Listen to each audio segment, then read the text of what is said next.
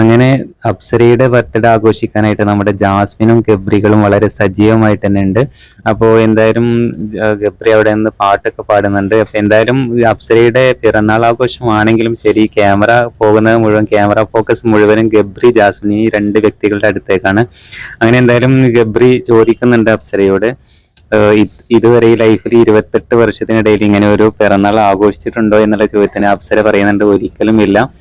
ലൈഫിൽ ആദ്യമായിട്ടാണ് ഇങ്ങനെ ഇത്രയും ഗ്രാൻഡ് ആയിട്ടൊരു ബർത്ത്ഡേ ഞാൻ ചെയ്യുന്നത്. വളരെയധികം സന്തോഷമുണ്ട്, എനിക്ക് പറയാൻ വാക്കുകളില്ല എന്നൊക്കെ അപ്സര പറയുന്നുണ്ട്.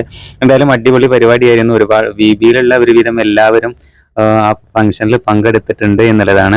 എന്തായാലും അപ്സര പറയുന്നുണ്ട്, എനിക്ക് ഒരുപാട് ഫ്രണ്ട്സുകളുണ്ട് ലൈഫിൽ, പക്ഷേ ഇത്രയും അടുത്തിട്ടുള്ള ഒരു ഫ്രണ്ട്സ്, ഒരു അടുത്ത ഫ്രണ്ട്ഷിപ്പ് ഇല്ലാത്ത ആളുകളായിരുന്നു ഞാൻ.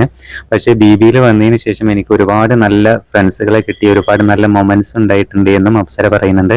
എന്തായാലും ഇപ്പോൾ മത്സരാർത്ഥികൾ എല്ലാവരും തന്നെ അപ്സരയുടെ പിറന്നാൾ ആഘോഷം വളരെ ഗ്രാൻഡ് ആയിട്ട് തന്നെ ആഘോഷിച്ചുകൊണ്ടിരിക്കുകയാണ് എന്നുള്ളതാണ്. എന്തായാലും പുതിയ അപ്ഡേറ്റുകൾക്കായി നമ്മുടെ ചാനൽ ഒന്ന് സബ്സ്ക്രൈബ് ചെയ്യണേ.